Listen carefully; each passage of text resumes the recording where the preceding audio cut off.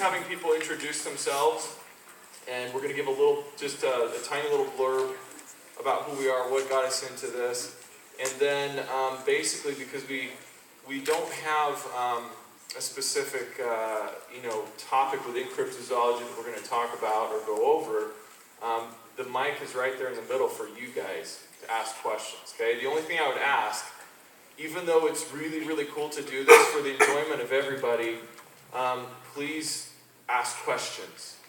Everyone has stories that, well, not everyone. I don't have a personal experience that is, too cool yet with Bigfoot and such. But if you have that, we would be more than glad to talk to you about it when we go back to our booths and stuff. We're going to be here all weekend. Come and chat to us. But for the questions, that's what this panel is for, and that's the best that we can make use of our time. So why don't we start down here? All right, I'm Daniel Bishop, the storyteller. My expertise in this is on the story end of it. I've studied the folklore, I've studied what people have talked about, and pretty much I haven't actually hunted them. I have hunted what people have seen. So yeah, when he said, come tell me your story, you got a story, I'm wanting to hear it.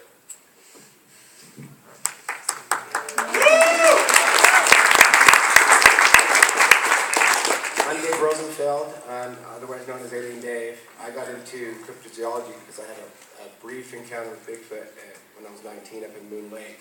And so that really got me interested in the cryptozoology and started studying it. And then through my website, I get a lot of reports that I investigate sightings and stuff. So that's how I got into it.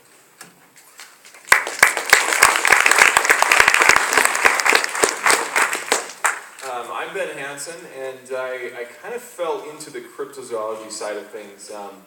I first began when I was like about 8 years old, reading books and studying ufology.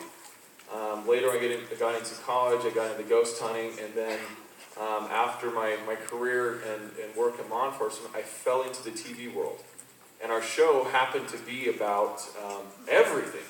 UFOs, ghosts, Bigfoot.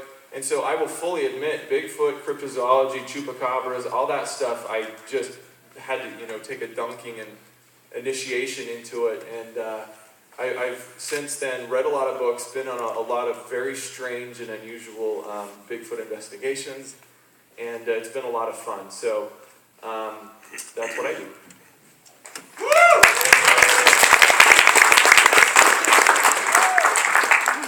My name is Ryan Burns, and like the majority of you, I'm absolutely mesmerized by this topic. I live in a portion of the state where there's just intensity of reports. I started the Hyper Anomalous Expedition Research Organization, also known as Hero Paranormal, just out of need.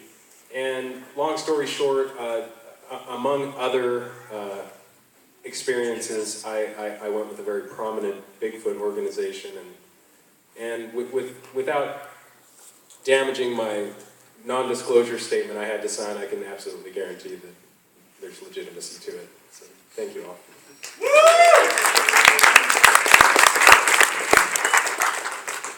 Well, my name is Jeff Meldrum. I'm a professor of anatomy and anthropology at Idaho State University in Pocatello, north of here. Pocatello! My involvement in the realm of cryptozoology is fairly narrow. As an academic, my research focuses on the evolution of primate, and specifically hominid locomotion, how it is that we came to be adapted to walk on two legs. And so naturally, the prospect of another bipedal primate sharing this continent with us is one that has long fascinated me. And after having some first-hand experience with footprints, I was hooked. And so 250 casts later in my laboratory, I've been involved with the scientific analysis of that, particularly that body of evidence that addresses the question of the existence of a relic hominoid on this continent.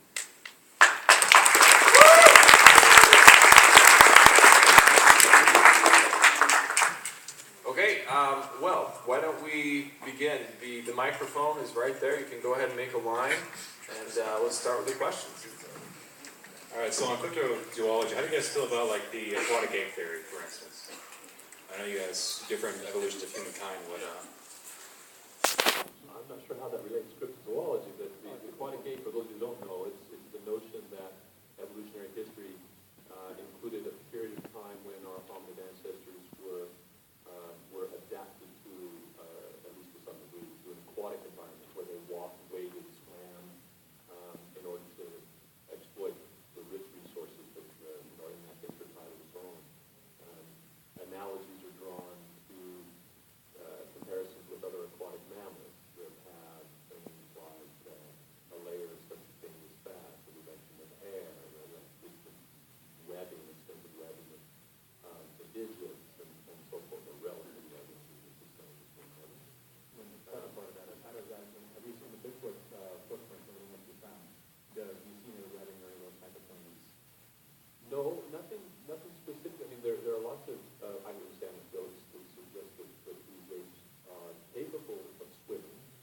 At first, that was taken as being very odd and unusual, but now our understanding of the behaviors of great apes in the wild, like gorillas and orangutans, includes foraging and wading out into water. Chimpanzees are a little less adept, but you can Google swimming chimpanzee, and there's a chimp that has learned to not only dive underwater, but to clear a regulator and breathe from a diving apparatus.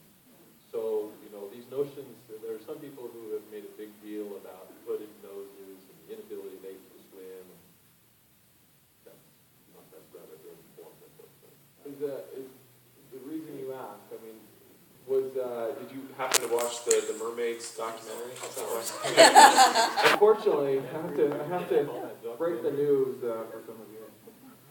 That was just a complete fabrication and a hoax. I got so many people writing me about that. The theories were made up. The experts were made up. The found footage was made up. Animal Planet took a lot of flack for that, and it was shown on Discovery because it did so well. I think it originally came from New Zealand or something. And they replay it because of ratings. So some networks, which used to be kind of the bastion of objectivity, like Nat Geo and Discovery, are now kind of slipping down, and now you got to go to the Science Channel to find anything, So, yeah, that was not a real documentary. It's a mockumentary. As far as the storytelling aspect of that goes, Yeah. mermaids are king, I'm telling you. And I would hope that would spawn more interest in the mermaid stories, because even Christopher Columbus in his log wrote about mermaids. There is something interesting about it. I will add, when I went to Australia, we did a mermaid case. And I go through customs, right? And they ask you, why are you here? And I'm thinking, okay, tell the truth. Don't want to lie. I'm here looking for mermaids. Look at me, and like, really, no, really, I'm being paid to come here and to look for mermaids. But if you saw the rest of our show, biologically speaking, in order to retain heat as a warm-blooded creature and all those things, they would look like a hideous walrus. Not the kind that you wouldn't mind spending an afternoon with. Hi, I was hoping to ask. It's due to the large number of cryptid sightings in the North American continent, especially the USA. Do you feel that this is large? There are sightings throughout the world, of course, but the largest number comes from America. Do you see this largely as an American phenomenon, that we see these things and we're more likely to believe this, or do you feel like this is something that Americans are more likely to believe? I would love to take this one. As a continent, especially where we're living now, this other than Native American cultures, and even from that, as far as the globe, it's one of the areas that was last populated by humanity. And I think, being that we're talking about a cryptid that is excellent at hiding, that's the type of area that they would be most plentiful and thrive in. And I don't know if my theory is wrong, because it is a theory. A lot of what we're talking about is theories, but I think that may have a big reason that there are a lot of sightings. So do you, oh, sorry. Oh, I was just gonna, had. Do you feel that America has more cryptids than the rest of the world? Well, you know, cryptids in general, I don't know that there's anything to support that. No, I mean, every culture, you go down to Australia and they've got yowies and they have, what's the little creature that they've got? Bunyip? The bunyip, and there's one more. Hobbits. There's one more. Anyways, in every place you go, you know, in the Latin cultures, the chupacabra thing is quite recent, you know, since the 90s. But the legends of these things go far back in every continent. Yeah. So I don't know that would be completely accurate. Maybe it's because we have more film companies that are making TV here, and it costs too much to go to all the other countries. Thank you very much. I have a friend who's a science major, and he's actually the one who got me interested in Bigfoot many years ago. And I've done a lot of reading, some of your work, Dr. Meldrum, BFRO, a little bit of Grover Krantz, and it seems like that all of you as a whole group are okay with moving ahead with the idea that it's, you know, there is something out there, let's study it. While the rest of the scientific community seems to be way behind. So, at some point, do you think there's ever a way that we could convince, what is it we need, a body, more evidence? I went to your table, you seem to have plenty. What is it you think that we can bring to get everybody else on board? Well, to get everyone on board, yes, it's going to require definitive evidence. I mean, the conventions of zoological taxonomy require a type specimen. And so, and that isn't an advocation to kill. I actually had someone promote the notion that by making that statement, I was advocating going out and collecting a specimen by lethal means. But science is historically conservative, and that's one positive characteristic, because that conservatism, requires a high standard of evidence. It can be carried to an extreme, though, and ideological skeptics take that notion of that element of skepticism, which is one key in the piano of scientific methodology, and they pound on that one key to excess, and that's not productive.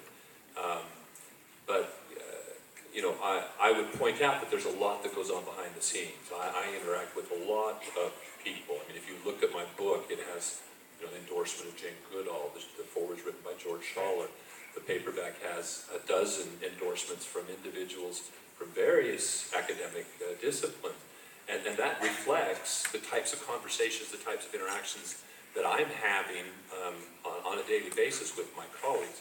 But again, they don't feel a compunction to come out and make statements of endorsement or advocate for this subject. It's going to require a tipping point. We were hopeful that Dr. Sykes' DNA study might provide that tipping point, a DNA sequence of a novel species. And disappointingly, the way he went about his study just didn't get us to that point. But I don't criticize those who remain agnostic on the subject. I only criticize those people who have dogmatic positions, like the scientist who said to me, they can't exist, therefore they don't exist, based on some presupposition that she had about what is real and what isn't real. I mean, that kind of attitude is not productive, and that's an obstacle to furtherance of the investigation. Thank you. Hey, how's it going, you guys? Awesome. So, you were talking about people that were agnostic on the subject, and that's where I would say I would put myself in line. But I'm just more curious about, if you guys were able to talk about it, some of your favorite, at least personal sightings that you've experienced. If you can. Not necessarily ones that have like the most evidence, but just your favorite. I'll take Are you this. talking about any cryptid or Bigfoot? Any cryptid. Okay. I've had a personal experience with Bigfoot up in Moon Lake when I was 19. It was quite strange because we were hiking up to fly fish the brown duck. Awesome. And on our way back down, we kept hearing what sounded like footprints and kind of like a bark grunt. And, you know, at 19, I didn't have any interest in Bigfoot, and, you know, I was more, let's go fishing, you know, so. Right. But we kept hearing it off our right side, and we got about halfway down the mountain, and a pack train of horses came up with their dogs and stuff, and the dogs kept looking that direction of the noise we were hearing. And as soon as the horse train went by and we couldn't hear the horses anymore, we heard that bark grunt again. And about 2 minutes later, we heard a big twig snap, and it caught our attention. Now, if you've ever been to Moon Lake, it's really thick pines. You can't see very far back into the forest. But when we heard this big snap, it was almost like the Bigfoot knew that was giving away their position. Right. And so all we seen was the back half, from maybe mid-back up to the top of the head. There was two of them. One was a darker brown, one was a reddish brown. One's slightly smaller than the other. It was almost like when they stepped on that twig, they knew that we would hear that, and so they kind of, you know, went the other way. But what was really strange about that is, you know, the three of us never mentioned it to anybody in the campground. We never mentioned it to each other for years. It was almost 10 years had gone by before, you know, we met up again and said, hey, you know, we're going to New York, and we're like, oh, you know, we're going to do it. We're going to want that. So it was just kind of one of those weird things of why, you know, none of us talked about that. It was almost, you know, like the Bigfoot itself, and we were just kind of having communication and talk about going around the room. Well, if you don't mind me following up with your story with the Hansen and Dr. What made you feel that it was more like, what made you believe that it was, no, I should say, that it was too big for the place or something like that? Was it just clear, like you could see very clearly? What about it? And especially, like, what about it took 10 years to really resonate with you? Clearly, you know, an animal, long, almost known that. It didn't include in Clearwater with one of those numbers. They didn't have a guitar with them, but there you go. It did seem like it was, you know, at the time, I didn't have any interest in Bigfoot, and you know, I just followed the Bigfoot or anything like this, but it's very clear in my mind that it looks like, I mean, like I said, I've never seen the face, I like seeing the back of the head and the shoulders and the back, but you could see the muscles and that moving, you know, under the fur, and it's very clear that this is not human, it's not hair, it was something else. And so, you know, years have gone by, and after we had met up again and talked about this, we talked about it. What do you think about it? What do you think about it? We all said that how do you or effectively. Cool, thank you. Let me grab on that one, just so that we know what the group is. By raise of hands, how many of you have had an experience with a Bigfoot? That you're here to find others who have had them? How many of you believe those stories? Those are my favorites. Yeah. I would add, I don't have a personal sighting, but vicariously, I've heard these very, very credible stories.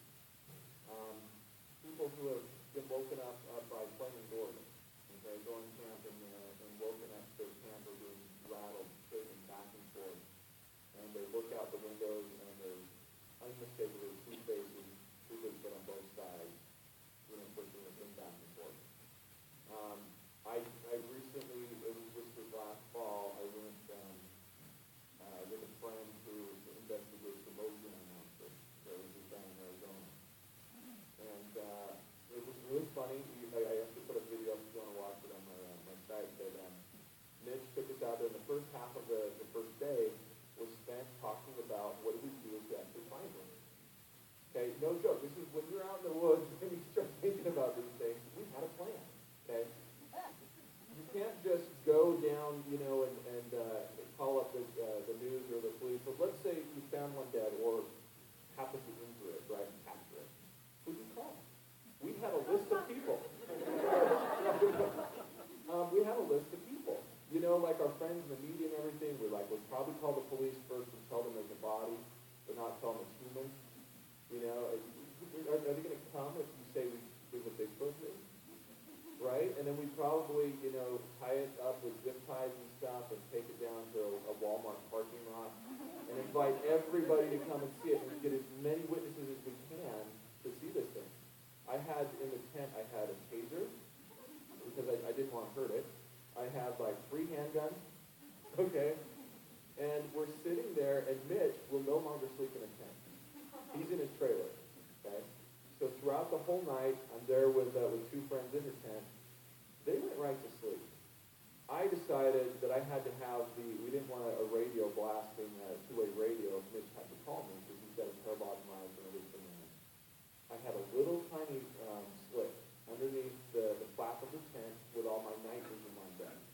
We set some bait out on the picnic table, and I have an earpiece for the radio from Mitch. I could not sleep that night. I'm telling you, if you've never been Bigfoot investigating, it's quite a trip. Everything starts to play in your senses, but quite honestly, we heard some very strange things, and every so often I start to doze off and hear, I open up the tent. I didn't even want to look out there. I got my night vision and I'm thermals and I'm looking around and then I'm like,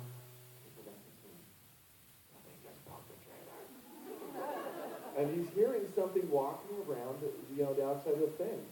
And then we did hear some elk, which we were able to distinguish, but there was a holler that was, I guess if it was human, it's someone with a good set of lungs. Okay, and it was very strange, and we did record part of that, so that's the extent of my personal experience, but I do believe there's some very, very credible stories out there, and you can't just completely dismiss them. Talk about your... Ryan, you said cryptids. Ryan used to tell you about the wolf-like creatures you see on Stonewalk around. He's got pictures. Well, back to the Bigfoot subject.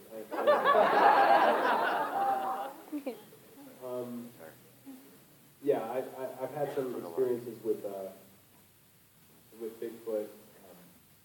and you know, when you've heard a call, and I don't know how many people have actually heard a call, like Ben was talking about, there's just nothing else that possibly makes this sound, and the lung capacity that Ben was talking about. I mean, we try to make calls, and, you know, it's unfortunate that Matt Moneymaker's not here because he's really good at it. But, yeah, I mean, we try, and we do, but there's just no comparison to the responses you get, or the lung capacity. I mean, there's some very definite surreal aspects to this real, what I consider real entity. So, yeah, I believe they're 100% real.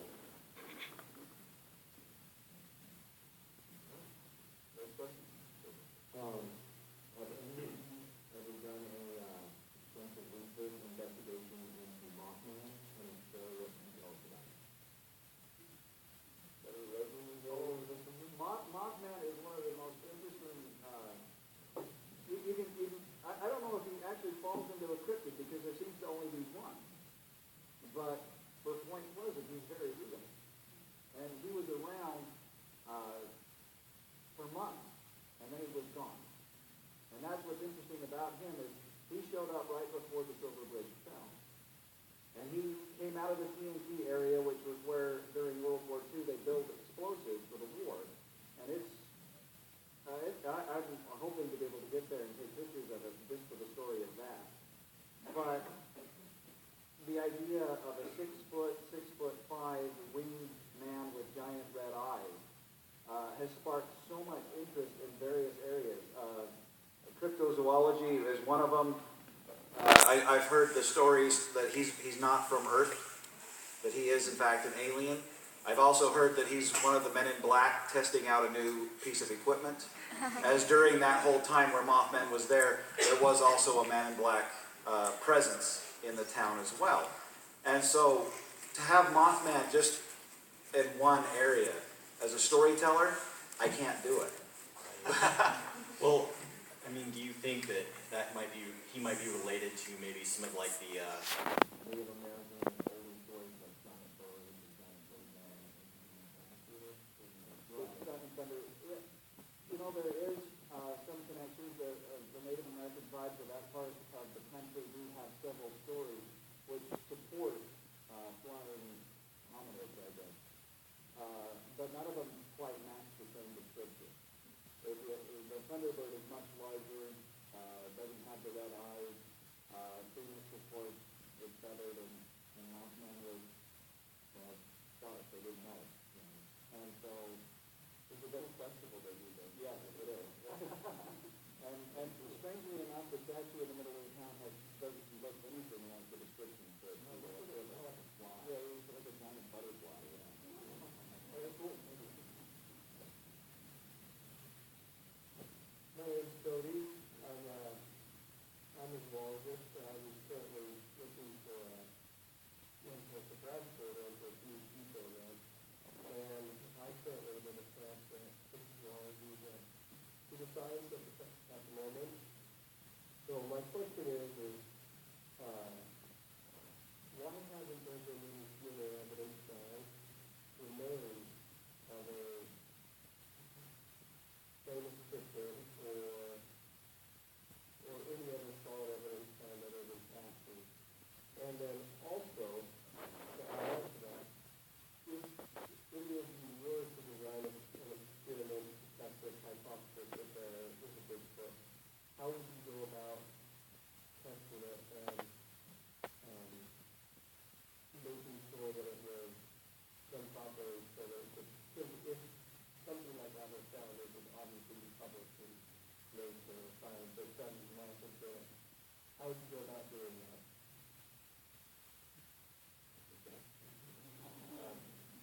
First of all, I wouldn't recommend making Cryptozoology popularizing the eliminated This is just a question for the Because panel. I can tell you Yeah. from experience that there are a lot of unaccommodating academics out there.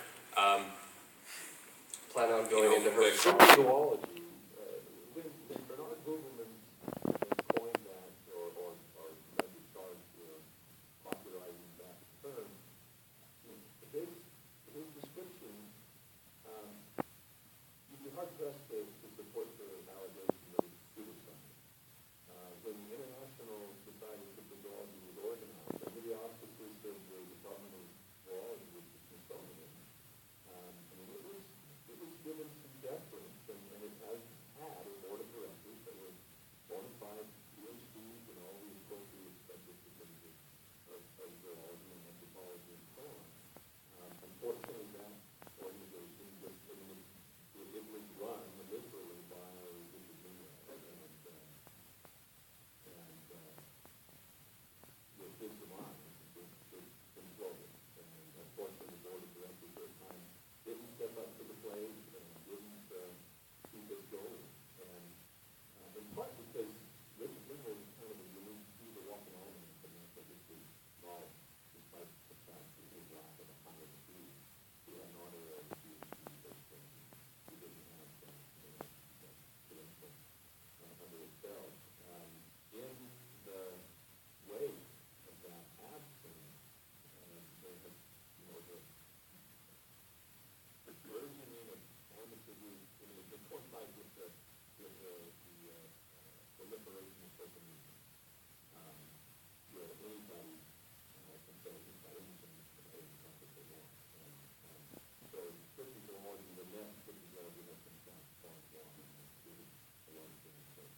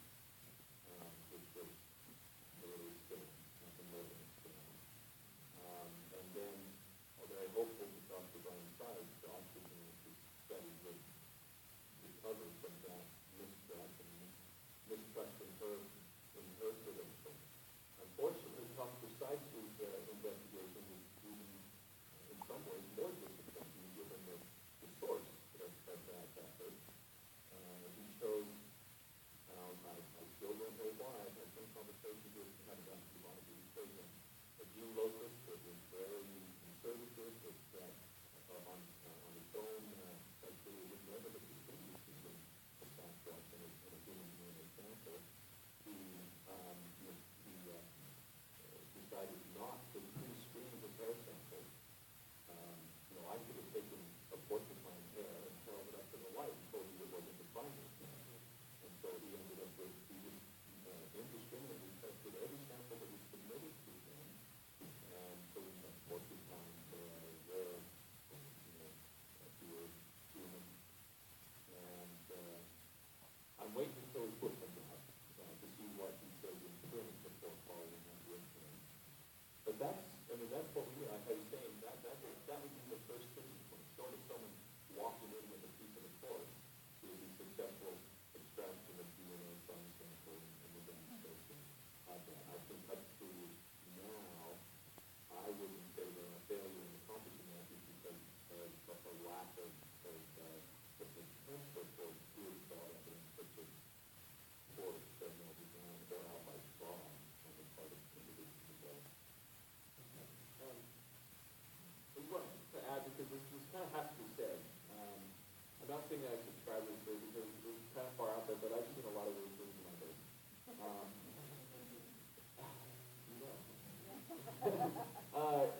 The Bigfoot, crypto, a lot of the different things that are reported, there is a large portion of people, and you would say maybe, oh, how convenient, right?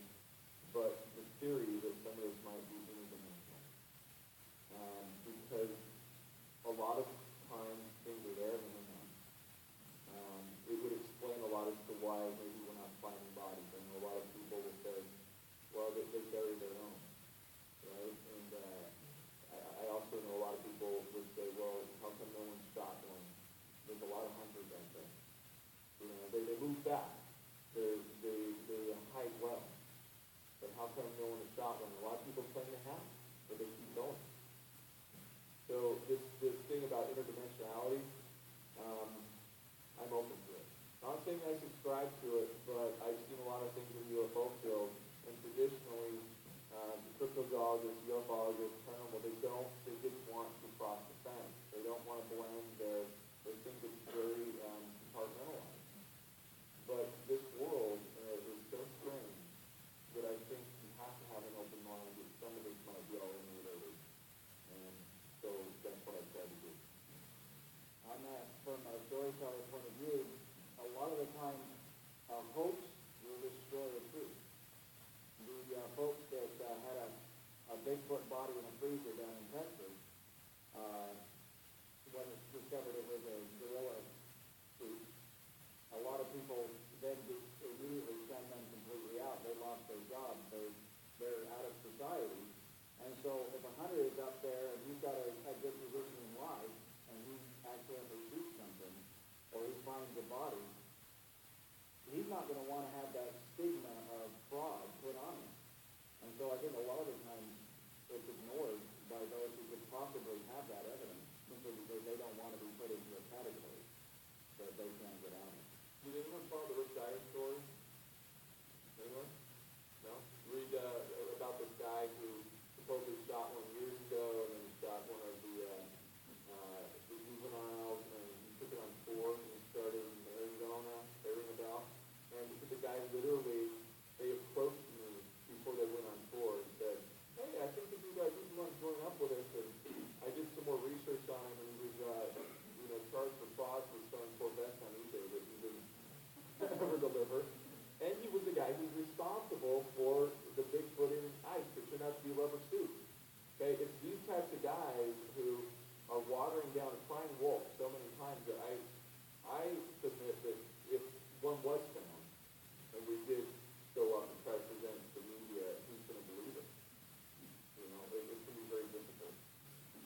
I've said often as a storyteller, I would actually have to have a living Bigfoot for anybody to believe that I've seen it. Because I tell so many stories of so many different types, it wouldn't matter. I could have better than Patterson Gimli thing, and I wouldn't be believed. So that's the hoax, unfortunately, is probably one of the biggest holdups of any of the pictures out there to stop it from actually being discovered through war time. Guys are so serious. Come on, we're talking about we're talking about chupacabras, you guys are like, this is crazy. Okay, I've got a couple of questions for you. The first one, congratulations, you just found a living Bigfoot. Now what?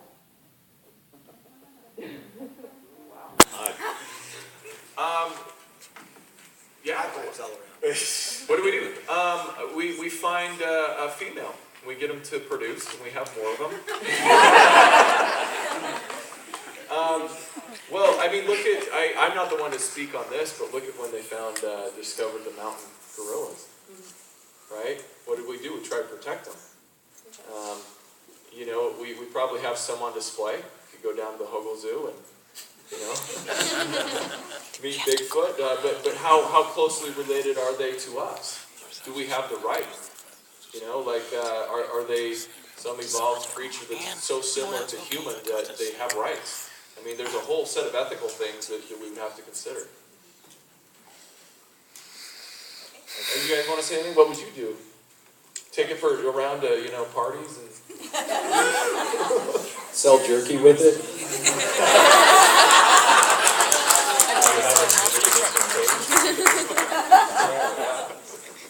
Okay, and then my second question, all right, it was mentioned earlier that there seem to be an awful lot of hominid cryptids in North America, and someone was mentioning there are legends in Arizona, there are legends in Alabama of the swamp monster.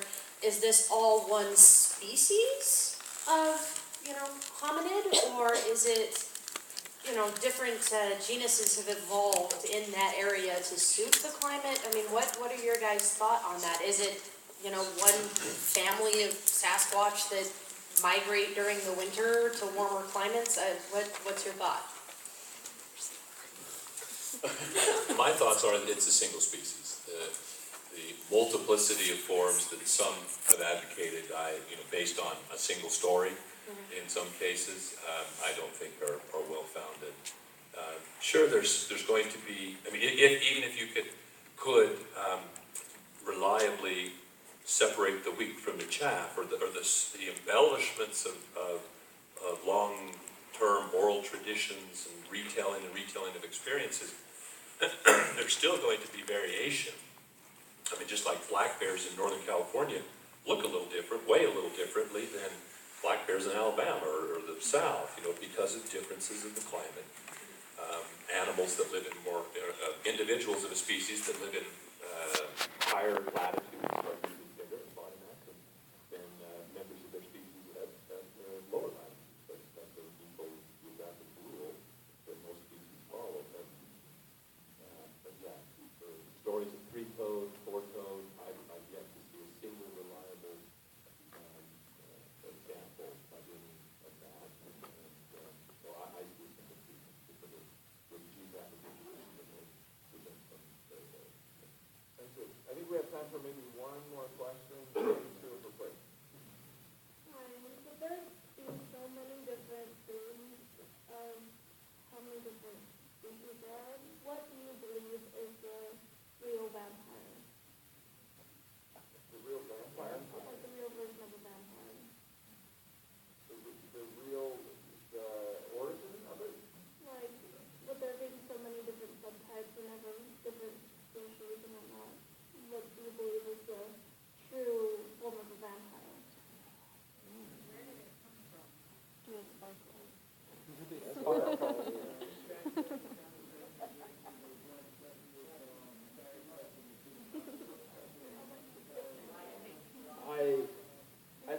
I think culturally,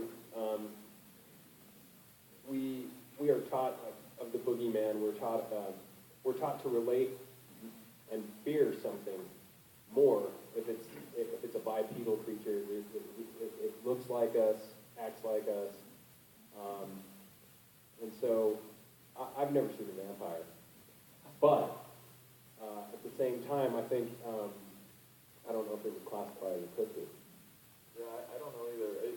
Vampires have become very pop culture, and what originally, from what I understand, and I'm not going to speak beyond what I know about it, but from what I understand, vampires are it's kind of this very, very century, millennia old search for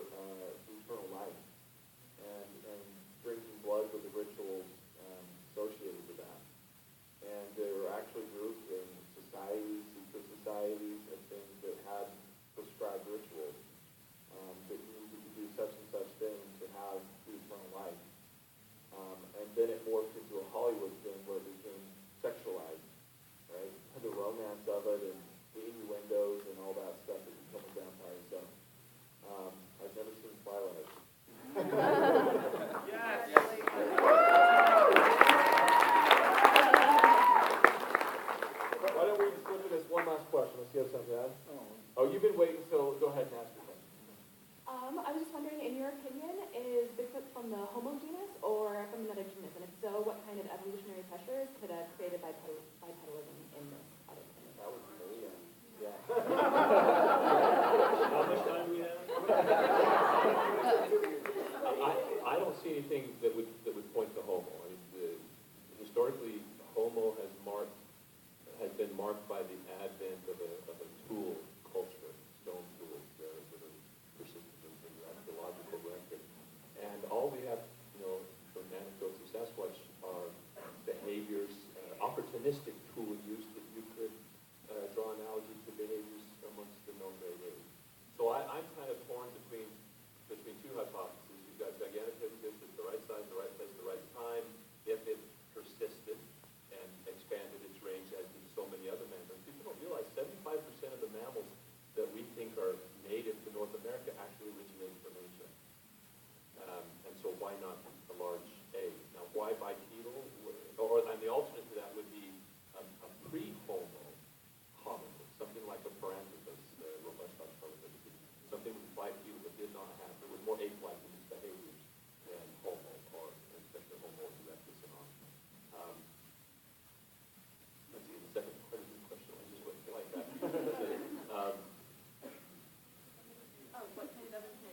Pressures, that was it.